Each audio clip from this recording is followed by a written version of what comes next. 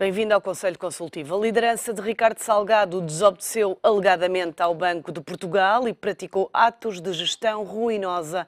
É a conclusão da auditoria forense da Deloitte, a pedido do supervisor, e que diz respeito apenas às relações entre o BES e o BESA. Tem 45 páginas e uma longa lista de incumprimentos e suspeitas à gestão no BES.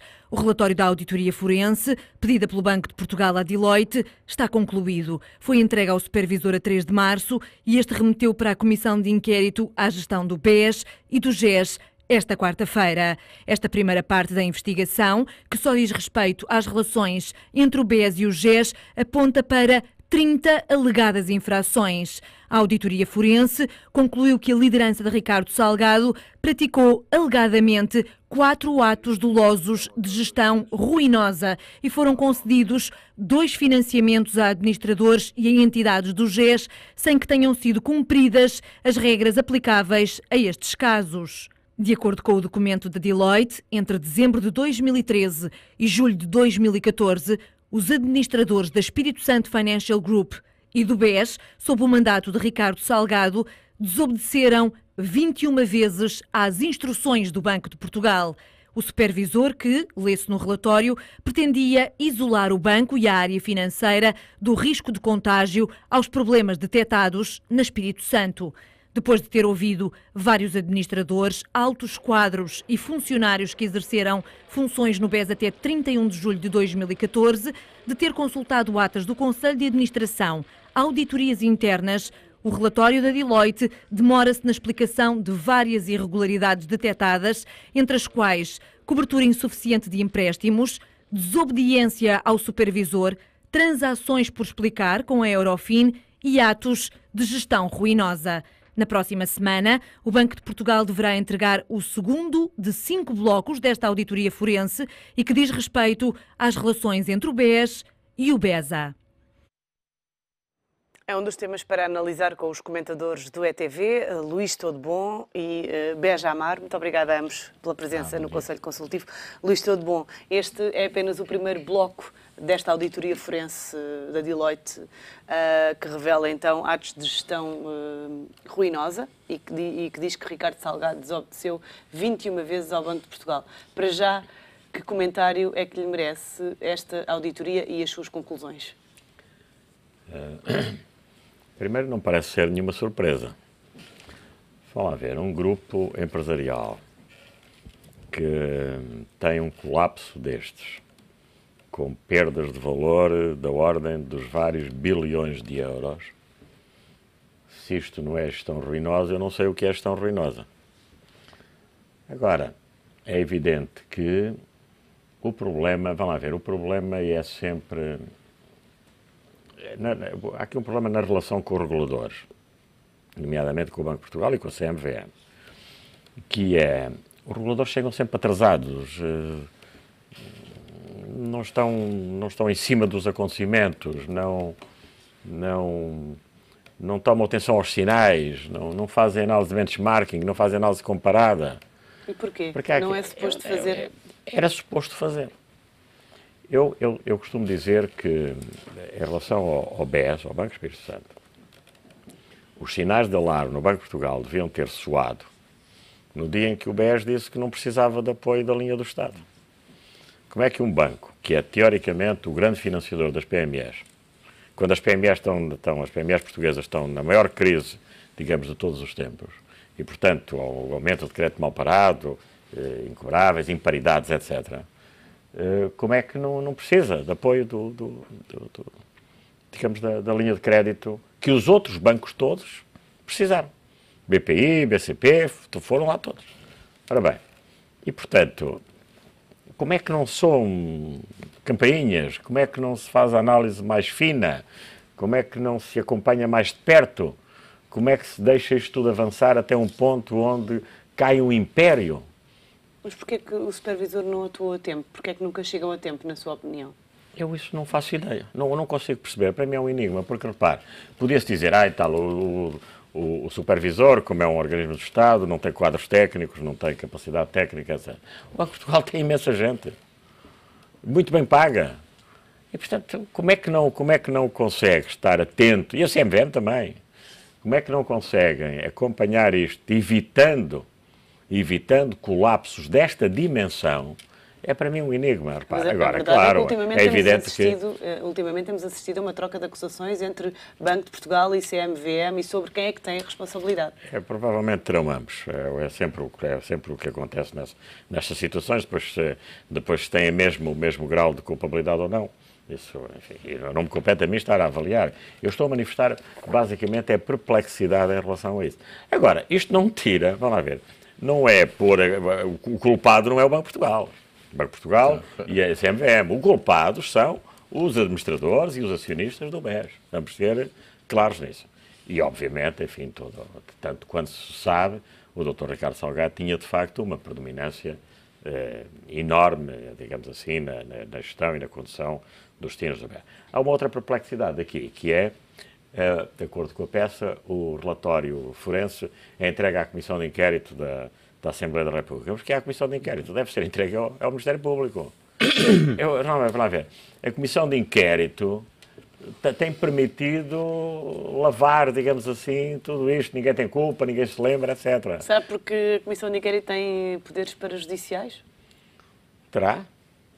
Vamos lá ver. Tudo aquilo vai depois para o Ministério Público e para os órgãos judiciais competentes. E vão com aquelas declarações, não me lembro, a memória não me permite recordar. Porque um relatório de auditoria é uma coisa séria, seríssima, é detalhada. Eu espero que vá já também uma cópia para o Ministério Público. Beja Amaro, fica perplexo com estas conclusões ou nem por isso? Olhando aqui, por exemplo, para este ponto que diz que Ricardo Salgado desobedeceu por 21 vezes ao Banco de Portugal. Sabia o que estava a fazer, então? Vamos lá ver. Perplexo na sua globalidade, não fico, ninguém poderia ficar, não é? Porque a partir do momento em que o acontecimento existe, já lá vai quase um ano, só quem está distraído é que ficaria perplexo com algumas das conclusões que eu não conheço no pormenor, e isso é preciso um pouco de atenção antes de falar sobre elas, olhar claramente para elas e ver, digamos, que não só a profundidade como a interligação entre elas.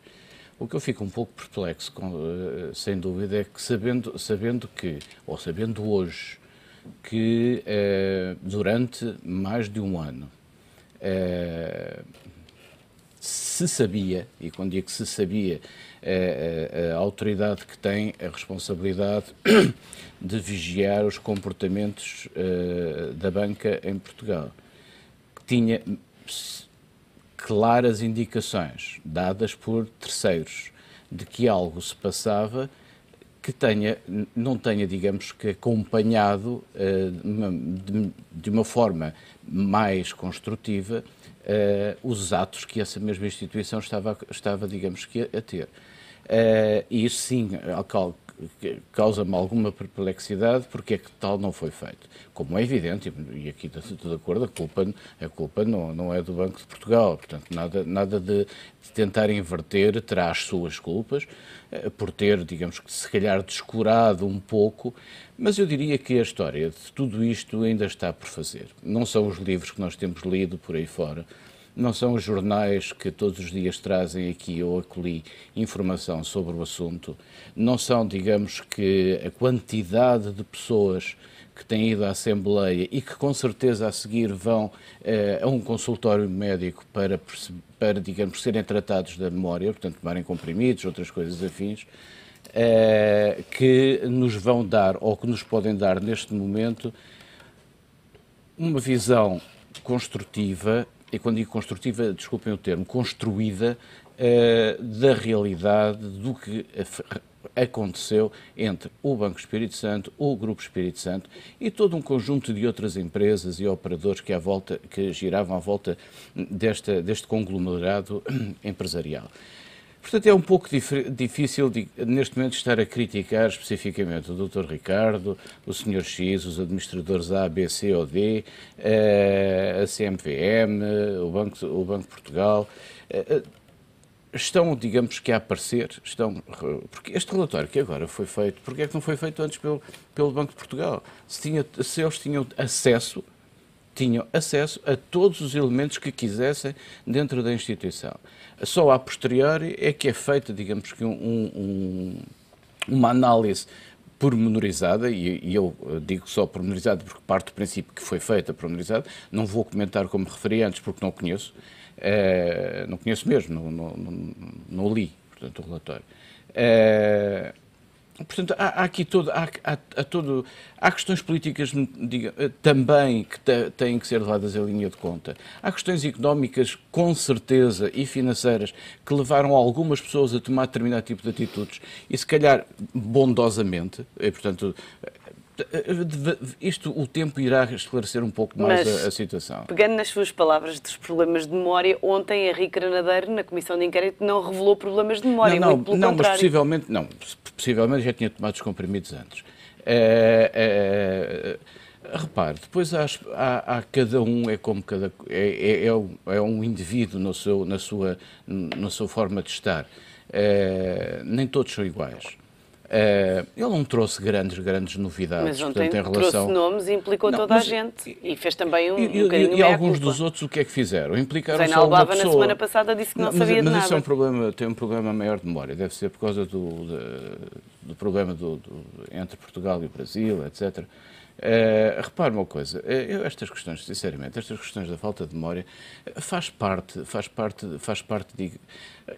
As pessoas que vão para ali, para a Assembleia da República, a maioria deles vão ter processos que vão recair sobre eles, onde serão analisadas de uma forma diferente. Eles ali não se podem expor, ou não podem dizer determinado tipo de coisas. Não podem. Chegar à altura em que vão ser obrigados a fazê-lo, não ali, se calhar, noutro espaço. Mas ontem Henrique Granadeiro já trouxe algumas respostas. Mas também alguns dos outros trouxeram. Infelizmente, todos eles diziam que a culpa era só do Dr. Ricardo Salgado. Como se algum de nós acreditasse que só o Dr. Ricardo Salgado é que sabia o que se passava em Angola, em Miami, em Londres, em França, em Bruxelas, em Portugal, nas 253 ou quantas são empresas do Grupo Espírito Santo. Estamos todos a brincar, só acredita nisso quem gosta de contos de crianças, não é? Portanto, vamos lá ver. Eu tenho alguma dificuldade, tanto neste caso como em alguns outros, em fazer um comentário que vá muito para além disto, porque, para já, não tenho os elementos para o poder fazer uma análise que eu diria que independente e minimamente honesta sobre o assunto. Paralelamente, a água ainda está no rio a correr. Ainda não chegou, ainda está muito longe da foz.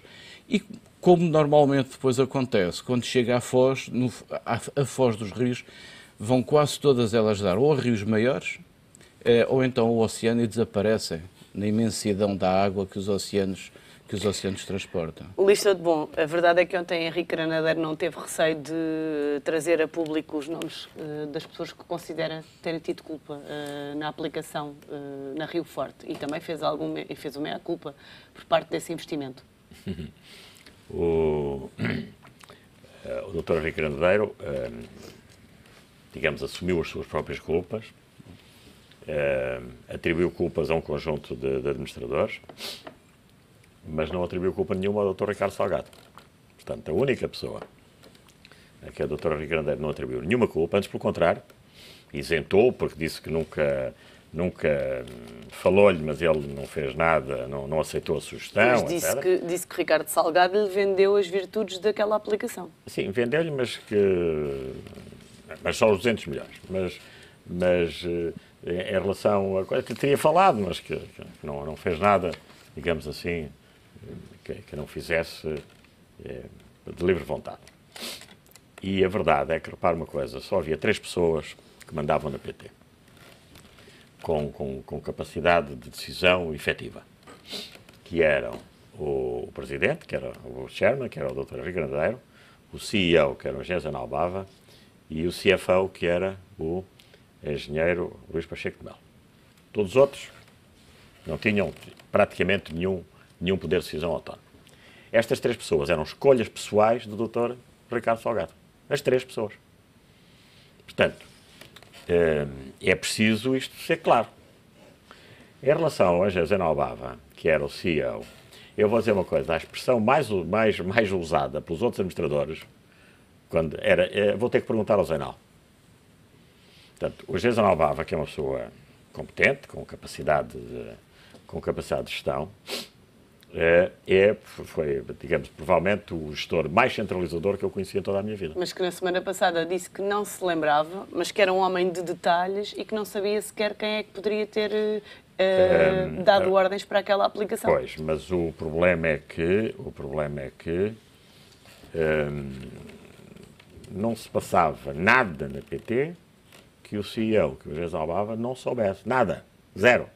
Volto a dizer, durante toda a minha vida, da minha experiência profissional, durante muitos anos, eu nunca conheci nenhum administrador, ou nenhum CEO, nenhum presidente de comissão executiva, tão centralizador como ele era. Portanto, tudo passava por ele. Tudo. Mas tudo é tudo. Ontem, Henrique, agora, repara uma coisa, mas provavelmente, não vai haver documentos assinados. Essa é que é, digamos. Por isso é que entre a Comissão de Inquérito e os tribunais vai-se passar muita coisa. E porquê é que não vai haver documentos assinados? Porque ele normalmente comunicava por SMS. E, portanto, e os SMS não sei se existem sequer. E, portanto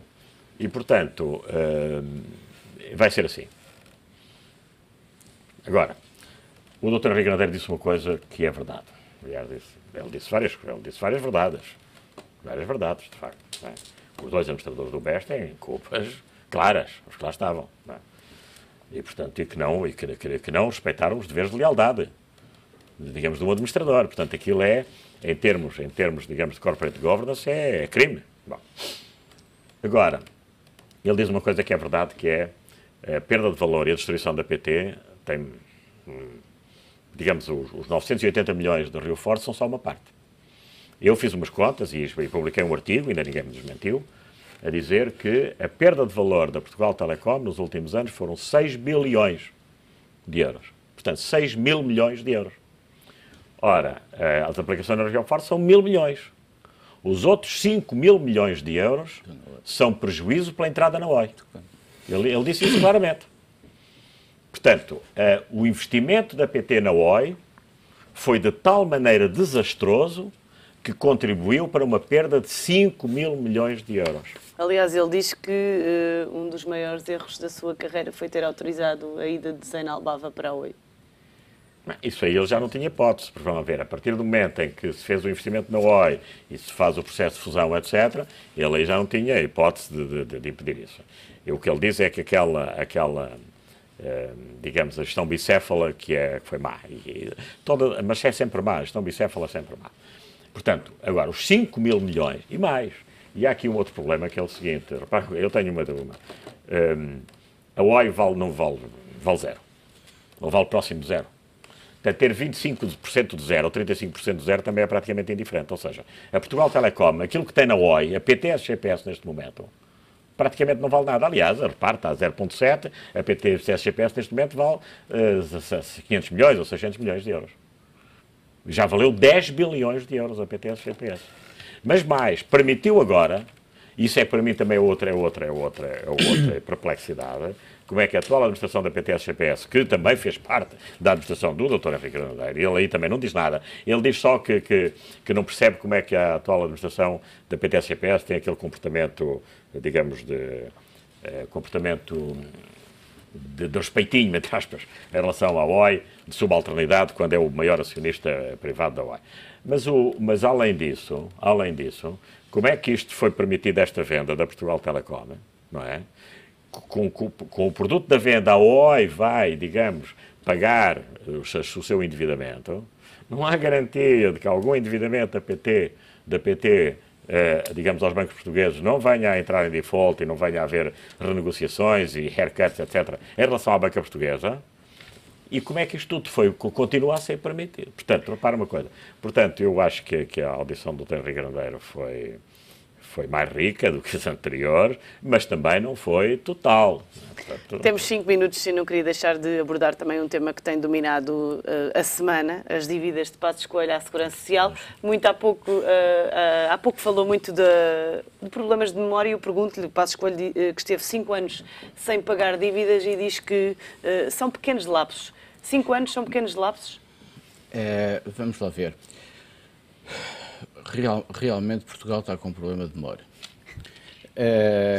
E eu não sei se são lapsos. A mim o que me faz... Eu não vou comentar, sinceramente, não vou comentar as minhas desculpas.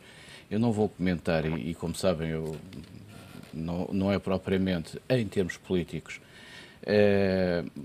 Não estou normalmente perto do que este governo tem feito, mas eu não vou comentar nos termos que normalmente ou se tem vindo a fazer. Eu vou comentar de outra maneira.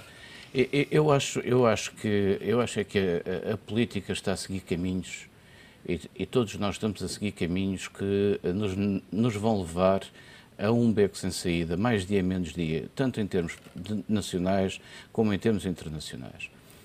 Não se faz política, não se deve fazer política. Eu sei que os jornalistas têm a obrigação, faz parte do seu trabalho, faz parte das suas obrigações, trazer para o público em geral toda a informação que encontrarem que possa pôr em causa a gestão política ou a gestão que é feita pelos os responsáveis políticos. Não estamos a falar de vida privada de Passos Coelho. Vida privada de Passos Coelho. Não, a vida privada, mas estamos muito perto. E as fronteiras começam a não ser... Não, mas para dizer o seguinte, este caminho de se pegar na pequena política ou nas pequenas coisas para, digamos que, fazer a grande política e para definir ou para se ganharem ou perderem eleições, na prática, para se ter ou não ter o poder, eu sinceramente acho que não é este o caminho e temos que ter muita cautela.